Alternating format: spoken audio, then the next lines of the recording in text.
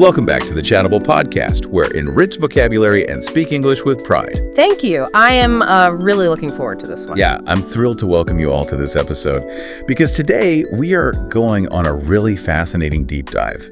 We are looking at, well, the battleground of your brain. Right, the constant tug of war for our attention. It's exhausting, honestly. It really is. On one side, we have this rare, almost superpower-like ability to just completely shut out the physical world.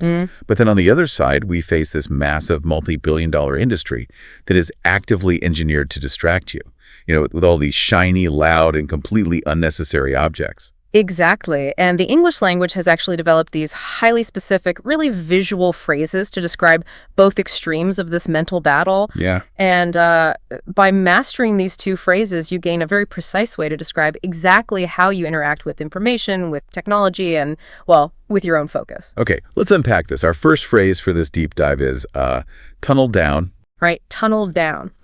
So at its core, this phrase means to direct your absolute, undivided attention onto one single topic, or a single problem, or a task. Like completely locking in. Yes, exactly. It is the act of deeply exploring one specific path while you are actively suppressing your awareness of anything else that's happening around you. The literal imagery here is just, it's fascinating to me, because it originates from the physical act of digging or traveling through a really narrow underground tunnel. Right. Think of a mine shaft. Yeah. If you picture yourself deep inside a mine shaft, your environment completely dictates your reality. The thick walls of earth and stone, they physically block your peripheral vision. You can't see anything else. No, you cannot look left. You cannot look right. Yeah. Your entire universe is totally restricted to just the small patch of space directly in front of you. And that physical restriction translates perfectly to the psychological state, right?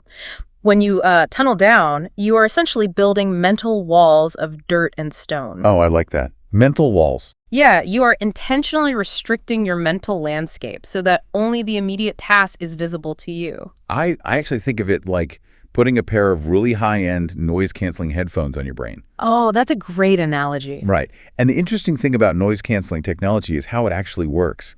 Those headphones, they don't just passively block sound. They actively fight it. Exactly. They have microphones that listen to the outside noise, and then they actively emit a counter frequency to just destroy that noise before it even reaches your ear. Wow, yeah. So to me, tunneling down requires that same kind of active energy. You aren't just casually ignoring the world. Your brain is actively working to suppress all those distractions. And building on that analogy, the cognitive load required to maintain that active suppression is just immense. It is exhausting to constantly emit that mental counter frequency. Oh, definitely. That is why people usually only tunnel down when the stakes are incredibly high, or, when a task requires just profound concentration. And we see this super clearly in a real-world example from our source material. There is this case study about a university student named Elena. Right, the computer science student. Yeah. Elena was in the final stages of writing her computer science thesis. And writing complex code is not something you can just do while chatting with friends or, watching television. No, absolutely not. It requires a massive output of sustained logic. Right. So to achieve that, Elena decided to tunnel down. She physically relocated herself to this quiet corner of the university library, basically building her tunnel. She stayed there for 3 solid days, shut off her phone, abandoned her social life, just until the coding was entirely finished. She essentially forced her environment to match her mental state. It sounds incredibly productive, but, and this is important, the sources also highlight that this state of hyperfocus is not a universally positive experience. Right, it's not for everyone. No. The tunnel can actually be a profoundly challenging place, depending on exactly how your brain is wired. Which brings us to a really nuanced example from the text involving a young man named Steve. Yeah, let's talk about Steve. So Steve was diagnosed with ADHD, which is attention deficit hyperactivity disorder, from a very early age. Okay.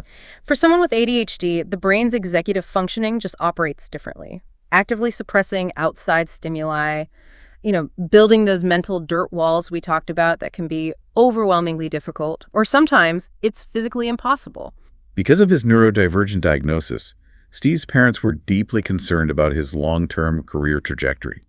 They were worried it would be a terrible idea for him to enter a profession like accounting or specialized legal research. Jobs that constantly demand you to tunnel down. Exactly. Jobs that require you to tunnel down on a singular, narrow topic for 20 years or more. Because choosing a career is a massive long-term commitment.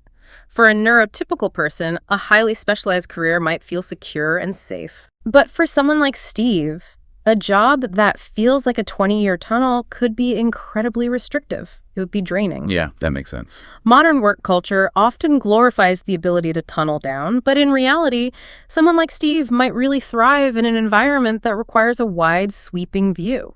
Jobs in, say, emergency medicine or event management or entrepreneurial leadership, those actually reward the ability to constantly look left and right.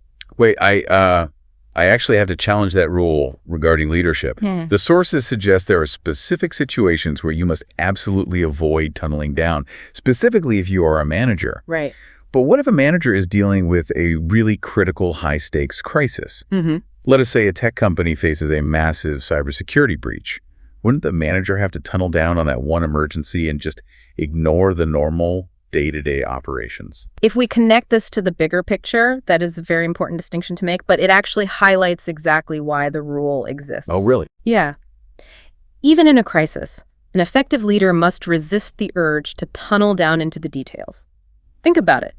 If a manager tunnels down into actually writing the code to stop the cyber attack, who is communicating with the legal team? Oh, I see. Right. Who is managing the public relations fallout? Who is ensuring the rest of the company's servers remain online? Ah, okay. So by putting on those mental noise-canceling headphones to fix the code, the manager basically abandons their actual job, which is orchestrating the entire response. Exactly. A manager's role is to stand above the tunnel and survey the entire landscape. In business strategy, if you tunnel down too intensely on a single micro problem, you risk systemic failure. Wow. You might perfectly solve a tiny issue while completely missing a catastrophic threat that is approaching from the side. You completely lose the macro perspective. So tunneling down requires this massive output of mental energy to just block out the world. But the reality is the world does not want to be blocked out. No, it does not. In fact, our modern environment is actively engineered to break our focus. It wants to pull us out of the tunnel. Because we live in an attention economy. Every product, every screen, every advertisement, they are all fighting to catch your eye. Here's where it gets really interesting. When we want to talk about all those shiny extra distractions that are designed to grab our attention, we use our second phrase for this deep dive: bells and whistles. Bells and whistles. So this refers to fancy supplementary features added to a product or a service or a system. Okay. And the singular goal of these features is simply to make the item appear more attractive, more sophisticated, and more exciting. Even though those features have absolutely nothing to do with the core function of the product. Exactly. The lack of core utility is the defining characteristic of a bell or a whistle. And to understand the psychology of why we use this phrase, we really have to look back to its origin in the 19th century. Yeah, the Industrial Revolution. Right. This expression comes from the era of early steam-powered railroad trains and those massive fairground organs used at traveling carnivals. And these were incredibly loud, just overwhelming environments. They were. But think about the context of the 19th century. Massive steam-powered machines were brand new technology.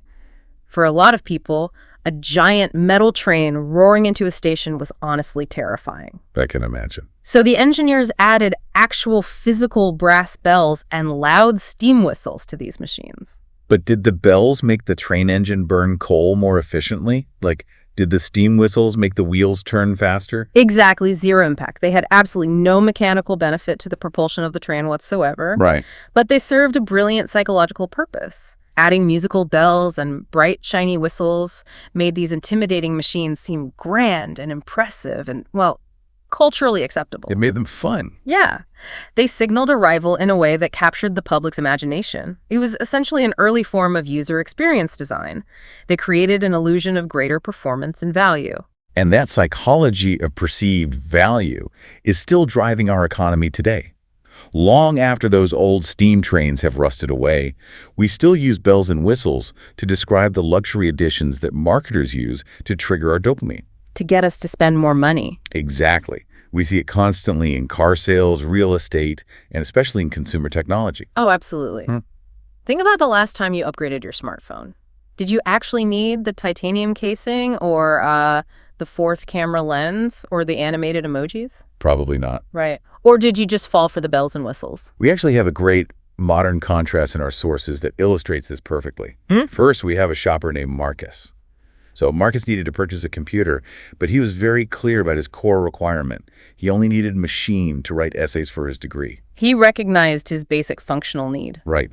Therefore, Marcus got a simple entry-level laptop.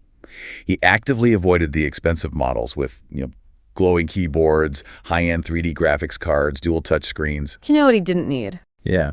He recognized that for a writer, those features were just modern bells and whistles. They would drain his bank account without actually improving his essays. Now, contrast Marcus's practical approach with a commercial real estate example from the sources.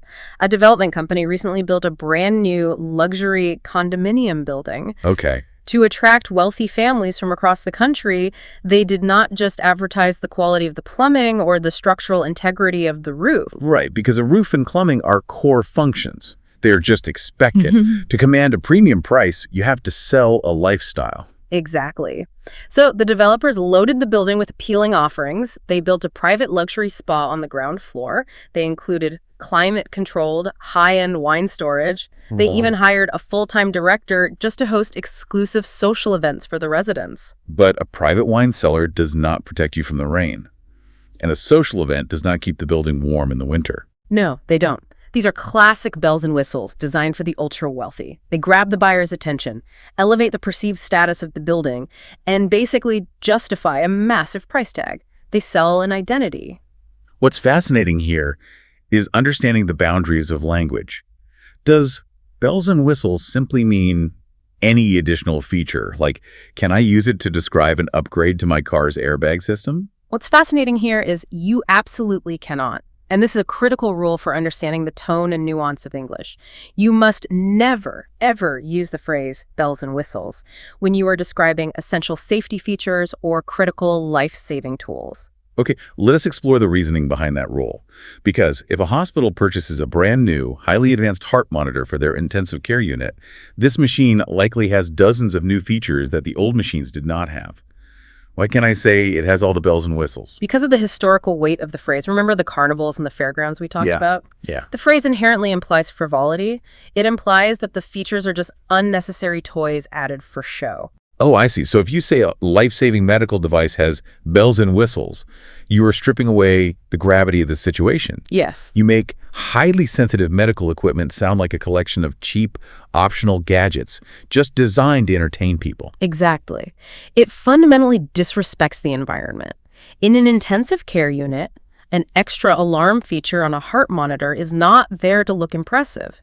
It is there to alert a nurse that a patient's heart is failing. It is a critical function. Right. You only use bells and whistles for things that are truly optional, luxury extras meant to show off.